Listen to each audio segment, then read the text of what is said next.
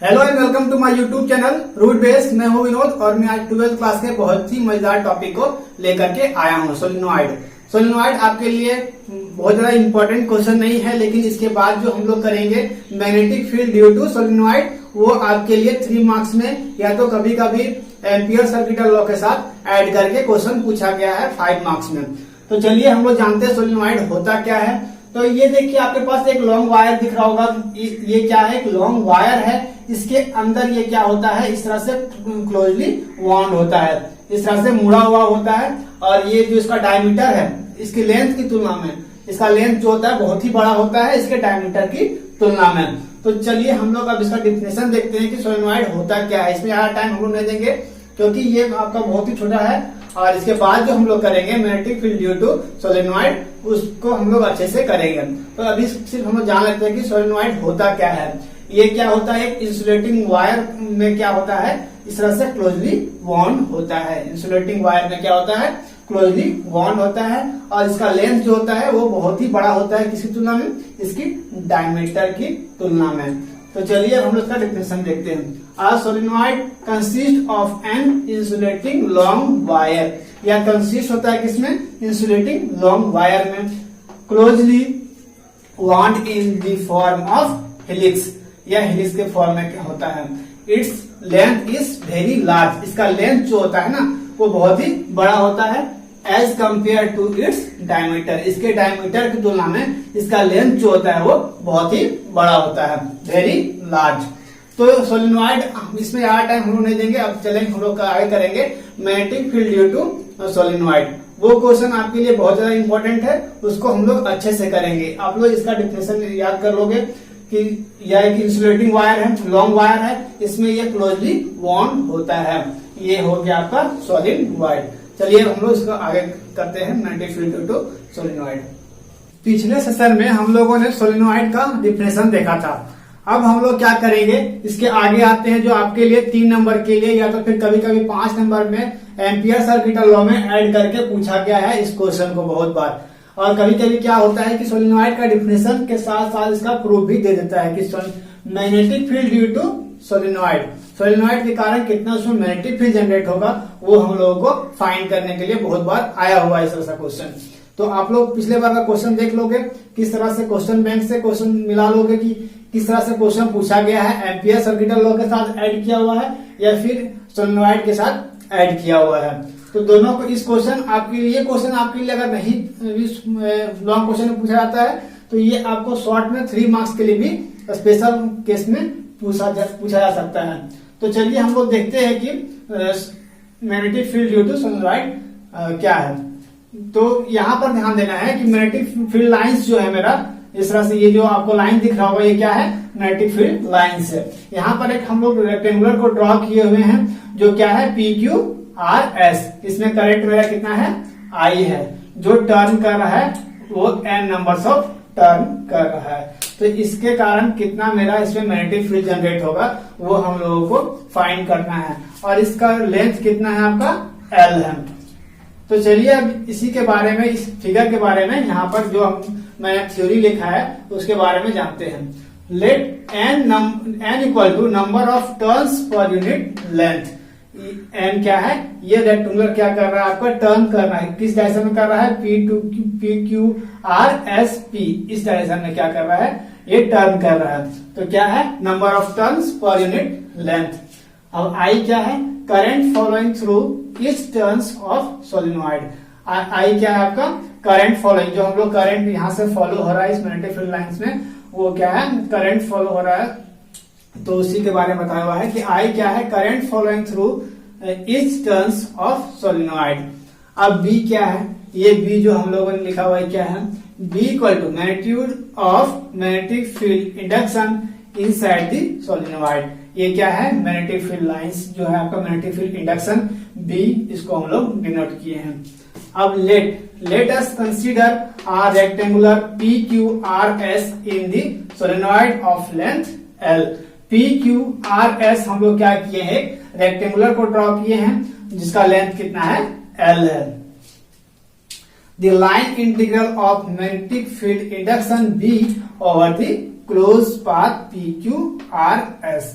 P Q R S में मेरा कितना मैग्नेटिक फील्ड इंडक्शन इस क्लोज पाथ में कितना हम लोग का मैग्नेटिक फील्ड इंडक्शन जो जनरेट होगा वो हम लोगों को फाइंड करना है। तो हम लोग जानते हैं कि एम्पियर सर्किट लॉ से क्या होता है, मैग्नेटिक फील्ड इंडक्शन जो है उसका इंटीग्रल कितना होता है, इंटीग्रेशन ये क्लोज लूप को डिनोट कर रहा है बीडीएल हम लोग जानते हैं। तो यहाँ पर हम लोगों का 4 पॉइंट थे, पी क्यू और क्यू आर एस और एस पी, 3 अलग अलग हम लोग इंटीग्रल निकालेंगे, 4 हम लोग अलग इंटीग्रल निकालेंगे।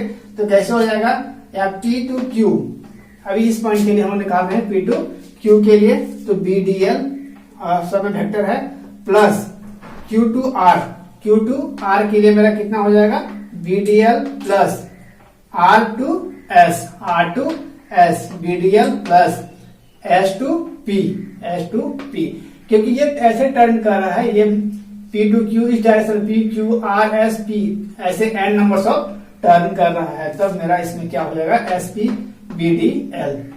अब इसके आगे हम लोग इसका वैल्यू पुट करेंगे और इस इक्वेशन में हम लोग इस डायरेक्ट वैल्यू को पुट करके और आंसर लाने का कोशिश करेंगे। चलिए हम लोग इसके आगे इसका वैल्यू निकालते हैं, सबका अलग अलग वैल्यू निकाल करके फिर इसी इक्वेशन हम लोग पुट करेंगे। तो आप लोग इस इक्वेशन को याद रखोगे। इक्वेशन 1 तक हम लोगों ने कर लिया था, अब हम लोग इक्वेशन 1 के आगे सॉल्व करते हैं। तो सबसे पहले हम लोग क्या करेंगे, limit integration P to Q का हम लोग ये सबका अलग अलग निकालेंगे वैल्यू और सबको इस इक्वेशन में हम लोग पुट कर देंगे। तो हम पहले निकालते हैं इंटीग्रेशन पी टू क्यू का बीडीएल का कितना होगा। जब मेरा यहाँ से हम पी टू क्यू के लिए वर्क कर रहे हैं तो मेरा कॉस थीटा का जो एंगल बनेगा वो कितना होगा, 0 डिग्री होगा। क्योंकि अब यहाँ देखिए integration P to Q BDL, हम पहले इसके लिए वर्क कर रहे हैं तो हम इसका वैल्यू निकालेंगे। ये लिमिट आपका सेम बीडीएल कॉस 0 डिग्री, क्योंकि देखिए मेरा इस सेम लाइन पर है, यहाँ पर कॉस का वैल्यू कितना होगा, 0 डिग्री होगा। तो ये हम लोग क्या कर दिए, cos 0 इक्वल टू 1 हो जाएगा। तो ये आपका cos 0 डिग्री खत्म, बच गया यहाँ से b बाहर आ गया। इस dl का इंटीग्रेशन करेंगे तो मेरा आ जाएगा dl, पहला वैल्यू मेरा आ गया जो है bl के बराबर है। इस इक्वेशन के लिए हम लोग काम कर रहे हैं तो पहला मेरा निकल गया। अब हम लोग क्या करेंगे, दूसरे पॉइंट पर आते हैं हम लोग। इंटीग्रेशन Q2 लिमिट कितना है, r है, BDL, तो integration Q R BDL equal to क्या हो जाएगा आपका बीडीएल कॉस 90 डिग्री। अब हम वर्क कर रहे हैं कहां पर, Q2R के लिए, तो यहाँ पर कॉस का वैल्यू क्या होगा, कॉस 90 डिग्री। तो कॉस 90 डिग्री इक्वल टू जानते हैं क्या होता है, 0 होता है। तो कॉस 90 का 0, तो ये टोटल टर्म क्या होगा आपका 0। ये मेरा हो गया, ये पहला, ये दूसरा हो गया। अब हम लोग इस तीसरे में आते हैं। तीसरा के लिए क्या होगा, इंटीग्रेशन Q2 लिमिट क्या है, सॉरी R टू S है, तो BDL का वैल्यू 0 होगा। अब हम लोग क्या कर रहे हैं ना कि यहाँ R से S तक में इसमें आ रहे हैं, तो हम लोग जानते हैं कि सोलेनोइड के ऊपर आउटसाइड में क्या होगा, मेरा मैग्नेटिक फील्ड क्या होगा, B का वैल्यू 0 होगा, क्योंकि ये मैग्नेटिक फील्ड के ऊपर से चला गया। इसके लिए वर्क कर रहे हैं हम लोग R टू S के लिए, तो ये मैग्नेटिक फील्ड से ऊपर चला गया, तो solenoid because outside the solenoid B equal to 0। इस आउटसाइड, इसके बाहर साइड में हम लोग जब जाते हैं तो B का वैल्यू क्या होता है, 0 हो जाता है। तो BDL इक्वल टू 0, ये हो गया मेरा तीसरा नंबर। यहां तक मेरा काम खत्म। अब बचा इसका, तो BDL यहां से हम लोग, सॉरी यहाँ पर लिमिट क्या है आपका, integration S to P BDL का क्या हो जाएगा इसमें, BDL cos 90 डिग्री। जब हम लोग Q2R के लिए वर्क कर रहे थे तब मेरा एंगल कितना बना था, cos 90 डिग्री का। तो जब हम लोग S टू P के लिए करेंगे तो इसका भी वैल्यू cos 90 डिग्री होगा। तो 90 डिग्री के लिए क्या हो जाएगा, ये टर्म cos 90 इक्वल टू 0, तो ये टर्म टोटल टर्म क्या होगा आपका 0 हो जाएगा। अब जो ये वैल्यू आया है, ये पहला, दूसरा, तीसरा और ये चौथा, इस वैल्यू को हम लोग क्या करेंगे, इक्वेशन 1 में पुट कर देंगे। तो इक्वेशन 1 में जब पुट करेंगे तो इंटीग्रेशन ये क्या कर रहा है, क्लोज लूप को इंडिकेट कर रहा है। BDL इक्वल टू BL, पहला वैल्यू जो हम लोग इसके लाए हैं वो क्या है, BL प्लस 0 0 0, पहला वैल्यू मेरा BL आया हुआ है, दूसरा 0 और तीसरा भी 0 और चौथा भी आपका 0 आया हुआ है। तो इसका वैल्यू क्या हो जाएगा, BL। ये हो गया इक्वेशन नंबर आपका 2। इसके बाद हम लोग अब क्या करेंगे, सोल्यूशन करेंगे एम्पियर सर्किट लॉ का। हम लोग फाइंड करेंगे कितना नंबर ऑफ टर्न्स इसमें हो रहा है, उसके बाद इसका हम लोग करंट निकालेंगे और हम लोग क्या करेंगे, एम्पियर सर्किट लॉ में इसका वैल्यू को पुट करेंगे, तो हमारा जो फाइनल आंसर है वो आ जाएगा। तो चलिए हम लोग लास्ट सेशन में जाते हैं। इक्वेशन 2 तक हम लोगों ने कर लिया था, अब इसके आगे हम आते हैं। Now number of turns in PQRS। PQRS में इसका नंबर ऑफ टर्न्स कितना होगा, तो हम लोग मैंने पहले ही बताया था कि इसमें n नंबर्स ऑफ टर्न्स हो रहे हैं। तो इसका लेंथ क्या है, L है। P2Q के लिए लेंथ L है, Q2R के लिए भी लेंथ L है। हर एक साइड में जब ये टर्न करेगा तो इसका लेंथ है, इसका लेंथ चेंज नहीं करेगा। तो इसका लेंथ चारों तरफ क्या होगा, इसका लेंथ L ही होगा। तो यहाँ पर हम लोग नंबर ऑफ टर्न्स n है और उसका लेंथ कितना है आपका L है। And the total current NLI, इसमें कितना टोटल करंट जा रहा है आपका, तब NLI by Ampere circuital law. Ampere circuital law से हम लोग जानते हैं क्या कि integration BDL equal to mu naught into total current, mu naught into total current. तो टोटल करंट मेरा कितना आया हुआ है, NLI। तो म्यू नॉट के यहाँ पर हम लोग क्या करेंगे, NLI को इस टोटल करंट के जगह पर पुट कर देंगे। तो ये हो गया इक्वेशन नंबर 2। अब हमारा जो इक्वेशन नंबर थर्ड आ गया। ये इक्वेशन नंबर 2 मेरा क्या था, BDL इक्वल टू BL आया था। ये इक्वेशन नंबर मेरा 2 था। तो इस इक्वेशन को इस इक्वेशन से कंपेयर करेंगे फ्रॉम 2 and 3। तो मेरा क्या आ जाएगा, BL equal to mu naught NLI, ये इक्वेशन टोटल और ये इक्वेशन आपका BL। तो यहाँ पर जब हम लोग L से L कैंसिल आउट कर देंगे तब क्या बचेगा, B equal to mu naught NI। ये हो गया आपका प्रूफ। अगर ये क्वेश्चन आप लोग अच्छे समझे होंगे तो आपको 3 नंबर आसानी से मिल जाएगा।